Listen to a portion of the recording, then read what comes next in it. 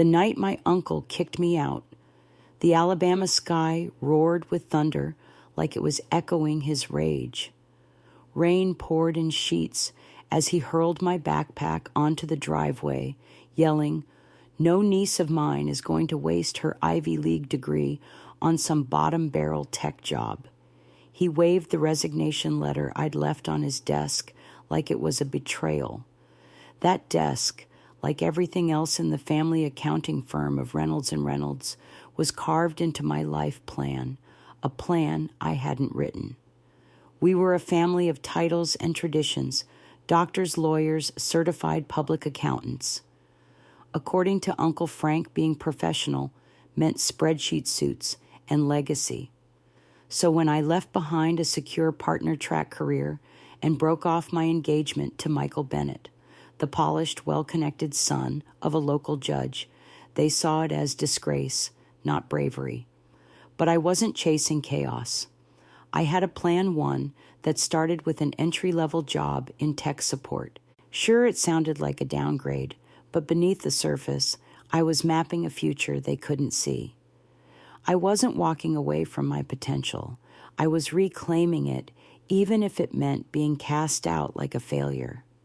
That night, soaked to the skin and clutching a bag filled with soaked notebooks and shattered comfort, I realized something: I hadn't lost my family. I had just found my freedom. Everyone thought I had lost my mind when I took that entry-level tech support job at CoreSafe, especially after walking away from a Wharton finance degree, a guaranteed promotion at my family's firm, and a diamond-ringed engagement to the most eligible guy in Birmingham. My family saw it as professional suicide, but they didn't know I had a plan, a quiet, calculated one. From the outside, it looked like I was answering tickets about frozen browsers and password resets, and I was. For hours every day, I helped clueless middle managers navigate login screens and fix printer jams. But behind that headset, I was studying, watching, learning how CoreSafe's entire security infrastructure worked, and more importantly, where it didn't. You see, I didn't take that job to be part of their system. I took it so I could outgrow it. What my Uncle Frank Reynolds never cared to read was the business plan I wrote on weekends long before I ever walked out of his office. It detailed a tool I had been quietly developing since my college internship, a fraud detection protocol that could identify subtle transactional inconsistencies and prevent financial breaches in real time. The early version lived in a mess of Excel macros hidden between audit spreadsheets. But as I handled support calls by day, I wrote code by night. Slowly, those macros became a living, breathing algorithm, one capable of doing what billion-dollar systems couldn't adapt. It wasn't glamorous. I lived in a cramped studio above a retired dentist's garage on the east side of town. My desk was a fold-out table. The plumbing moaned like an old man, and cockroaches routinely challenged me for keyboard space. But I had something that mansion back in Mountain Brook never gave me control.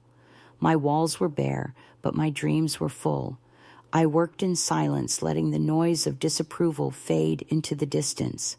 My ex-fiancé Michael even called once, saying his father thought my uncle might consider taking me back if I gave up this tech fantasy. I didn't even finish the call. I blocked his number before he could say wedding. 6 months into that lowly tech job, my algorithm caught something. CoreSafe's top-tier systems missed a deep-seated exploit buried in a seldom-used customer dashboard. I reported it discreetly, and within days, I was called into a conference room with their director of cybersecurity. She wanted to know how I found it. I showed her everything: the evolving code, the interface designs, even the predictive model simulations I'd been running on my personal tower. 3 hours later, I walked out with a development contract in hand. To the outside world, it was a small project. Internally, it was everything. It meant I no longer had to pretend. I was done playing small to keep my dreams hidden. That day, I moved from tech support to full-time developer, not because someone gave me permission, but because I earned it.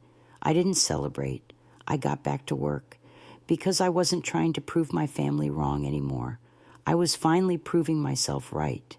And the most ironic part, all that time they thought I was wasting my potential in some cubicle, I was building something they couldn't begin to imagine, a system that would soon become the backbone of the very firms they claimed to be too professional to protect. They underestimated me, but I didn't, and that made all the difference. It happened on a rainy Tuesday. I was 6 months into my so-called fallback job at CoreSafe, the cybersecurity firm, where I'd been answering tech support calls since leaving my family's accounting empire behind. That morning started like any other stale coffee, a headset with one faulty earpiece, and a flood of tickets from overwhelmed users. But midway through my shift, something in the system logs didn't sit right with me. It wasn't a big flashy hack, no headlines, no firewalls exploding. Just a quiet inconsistency in the background of a customer data query. But I'd seen enough patterns over the last few months to know this wasn't a random bug. My algorithm, the one I'd been secretly coding on my personal system each night, had flagged it in a routine test run. It was a deep-seated vulnerability, one that had slipped past CoreSafe's entire cybersecurity framework. Most entry-level employees would have marked the ticket resolved and moved on. But I wasn't most employees. I escalated it quietly to the head of cybersecurity, Ms. Angela Rhodes, attaching my technical breakdown of the exploit, along with a note: I believe this is part of a larger vulnerability family. I've developed a prototype protocol that could address this class of breaches. Would you be open to a demo? To my surprise, she replied in under an hour, "Come upstairs. Bring what you've got." I walked into her glass-walled office with trembling hands and a laptop full of late nights and hidden ambition. What followed was a 3-hour technical deep dive.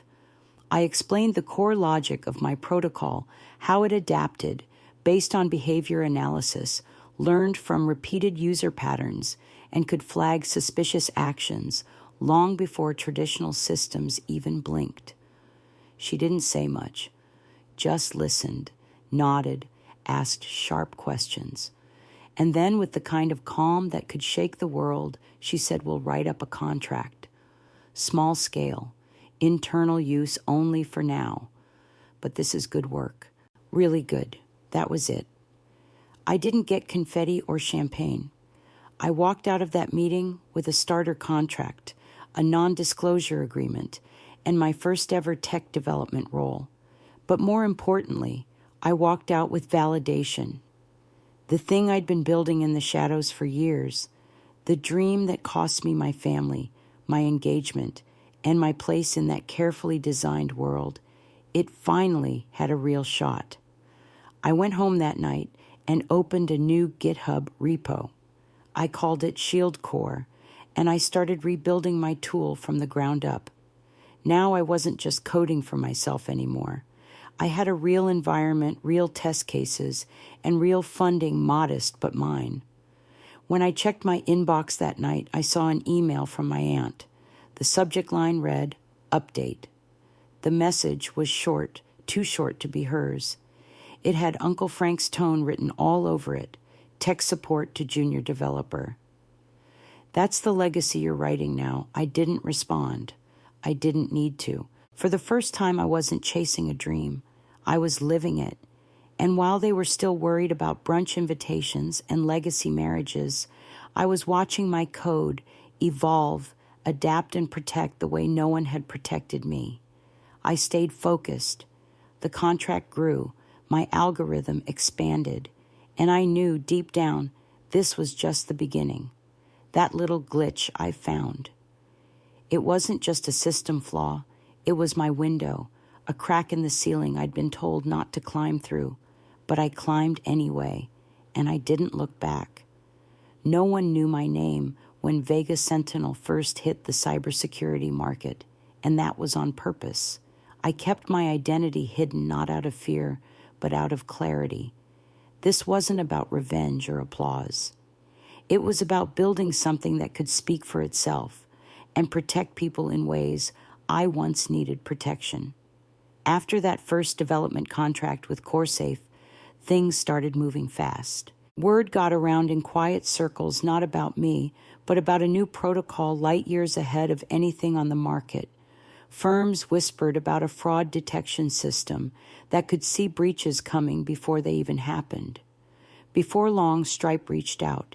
Then came Apple. Then, an encrypted message from a Department of Defense contact. I didn't have to pitch. They came to me. I was still working from my little converted garage apartment in the suburbs, the one with the spotty plumbing and the giant palmetto bugs that scurried like they paid rent. But none of that mattered. I had fiber internet, 4 custom towers, 3 external drives filled with code and a purpose. Every night I refined the algorithm. Every morning I reviewed reports, ran simulations, and turned weaknesses into airtight defenses. The success never came in a single moment. It was slow, methodical, line by line, breakthrough by breakthrough.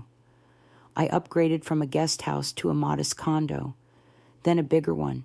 Eventually, I signed a lease on a penthouse loft in Birmingham's blossoming tech district. Floor-to-ceiling windows, ultra-modern everything, and most importantly, room to grow. I brought in 1 developer, then 2 more, then a dozen. But even as the team expanded, I stayed in the shadows. I hired a face, Tyler Hunt, a charismatic ex-Apple exec with a resume that investors loved and the voice of a TED talker. Tyler became the public CEO, hosting panels, speaking at conferences, taking calls with venture capital firms. Meanwhile, I stayed behind the scenes, locked in my office with a whiteboard coffee and a mission. My company, Vega Sentinel, didn't just make headlines. It made noise in the industry. The same people who dismissed me as unprofessional started quoting my software in boardroom pitches and cybersecurity forecasts. Still, no one knew the founder was the girl who once got kicked out of her uncle's house for throwing her future away, and I liked it that way. The anonymity gave me focus. It kept the noise out. No family drama, no media distractions, just the work. But eventually, Forbes came knocking. Hard. We know their email said, "We're running the story, with or without your quote." One of the interns from CoreSafe must have leaked the early prototypes and tracked the code base. I froze for a full minute, not out of fear, out of the sudden electric realization that this was it. The moment everything I'd built in secret was going public. I agreed to the interview. On one condition, if I was going to be visible, I'd control the narrative. Not my uncle, not my ex, not anyone who once told me that cybersecurity was beneath me. 2 weeks later, I sat in my glass-walled office, staring at the Forbes cover, Samantha Vega, 26-year-old founder of Vega Sentinel, the youngest self-made cybersecurity billionaire. I didn't cry. I didn't gloat. I just nodded. I had built something that mattered, something resilient, something powerful. And I did it without shortcuts, without handouts, and without needing anyone to open the door for me, because I had built my own. The Forbes article dropped on a Tuesday morning. By lunchtime, my phone was buzzing nonstop. I wasn't surprised, not really. I had known it would make waves, but I hadn't expected the exact tidal wave that hit Reynolds & Reynolds, my family's accounting firm, just 24 hours later. Wednesday morning, 3 of their biggest corporate clients pulled their contracts. By Thursday, 5 more followed. All of them had moved to firms backed by Vega Sentinel, the same cybersecurity platform that I had built line by line from a roach-infested garage and a laptop that used to overheat when I ran simulations. and now it was the backbone of nearly every Fortune 500 company's digital security strategy. By Friday, my inbox had 53 missed calls, 20 from my aunt, 17 from my uncle, and hilariously 16 from Michael, my ex-fiancé, who once begged me to come to my senses and return to the family legacy. I didn't pick up. I didn't answer. I wasn't interested in apologies born from panic. But that morning, my assistant Serena popped her head into my office, her voice low and cautious. "Sam, they're here. I didn't need to ask who. Your uncle, your aunt, and the Bennetts, senior and junior. Of course, it wasn't a family visit. This was business, desperate last-ditch business." I tightened the belt on my blazer and nodded. "Send them up. And activate Protocol Rosa." As the elevator climbed to the 30th floor, every screen in my office lit up with synchronized data, live defense logs, breach maps, system health for our protected partners, and side-by-side comparisons with compromised competitors. Vega Sentinel in action. When the doors opened, Uncle Frank stormed in, gripping the Forbes issue like it was a legal summons. My aunt trailed behind her eyes, read her voice trembling. The Bennetts entered stiffly Michael, wearing his old fake smile like it still held currency. "How dare you do this to us?" my uncle barked. "To you," I said, cool and composed. "I built $1 billion company that protects businesses like yours from bleeding clients. If that's an insult, maybe take a look in the mirror," my aunt cried. Michael suggested we realign our futures. His father talked about mergers. My uncle demanded I remember where I came from, so I reminded them. I reminded them of the night they threw my life into the rain backpack, laptop, dignity, and all. I reminded them how they told everyone at the country club that I was having a breakdown, and I reminded them that the future they once forced on me had now become obsolete. Then I pulled up a contract on the main display, Vega Sentinel's standard client audit agreement. $50,000 per assessment, non-negotiable. They balked, called it extortion. I called it a bargain. "We're your family," Uncle Frank said through gritted teeth. "You owe us."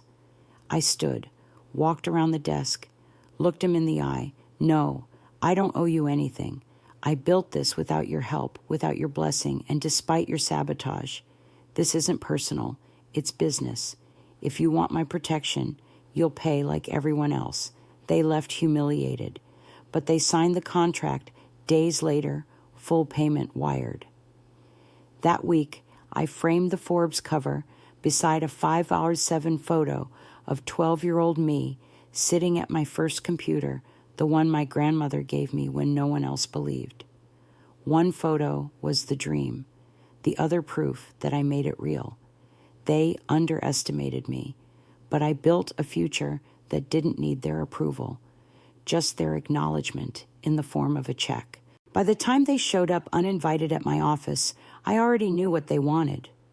My Uncle Frank, always sharp in a tailored suit, clutched the Forbes magazine like it was evidence in a trial. My aunt, teary-eyed but still polished in pearls, followed him, invisibly shaken. Behind them, of course, were Michael Bennett and his father, the whole crew, who once promised me a future, then cast me out when I didn't follow their script. I didn't get up when they walked in. I didn't need to. My name was now printed across downtown Birmingham, etched into glass and LED screens, Vega Sentinel, my company, my vision, my rules. Frank came in hot. "How dare you humiliate this family?" "Humiliate," I asked calmly, "by creating $1 billion cybersecurity company that's protecting firms better than yours ever did." They fumbled through accusations. My aunt sobbed about betrayal. Michael tried to charm his way back in suggesting, "Maybe we could realign our paths code for you're successful. Now let's pretend we didn't treat you like garbage." But I was done pretending. You were all too busy worrying about Paul's political career or your place at the country club to ever ask what I was really doing. I never lied. You just never listened. Then I pulled up Protocol Rosa, named after my grandmother, the only one who ever believed in me.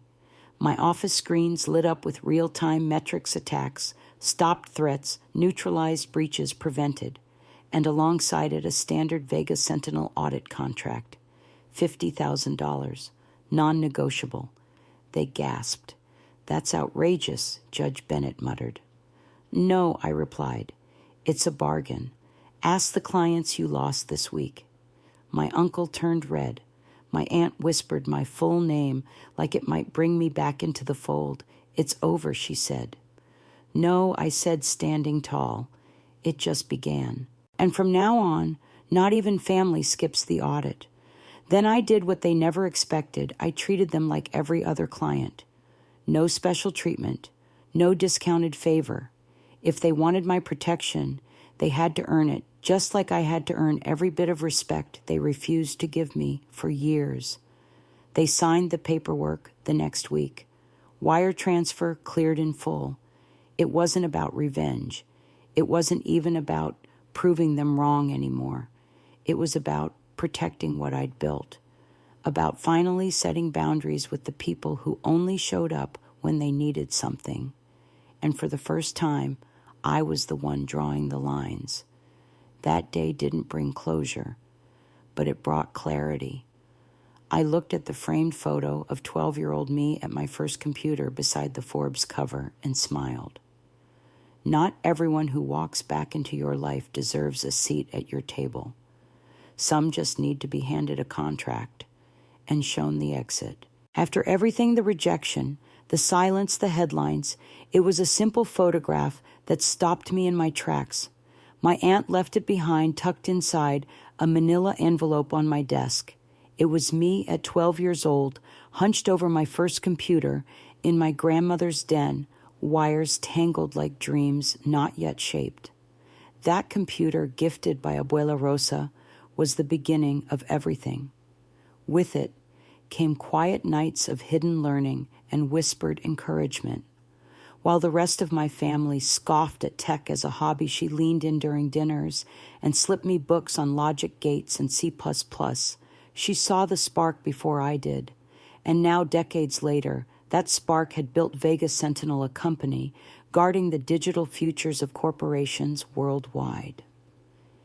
Next to the photo, I framed the first line of code I ever wrote for my fraud detection protocol. Messy, simple, but mine. Between them, I hung her final letter. "Prove them wrong," she wrote, "but more importantly, prove yourself right. No one else needs to see your vision in order for it to be real. You don't need applause to keep building. The world may doubt you, delay you, or even dismiss you, but if you believe, that's enough to begin." And sometimes the greatest success isn't proving others wrong. It's proving to your younger self that you never gave up. Have you ever been underestimated, told your dream was unrealistic? Share your moment below your turning point, your quiet victory, or just a word for someone still building. Leave a comment. I read every single one. And don't forget to subscribe, because this journey, it's just getting started.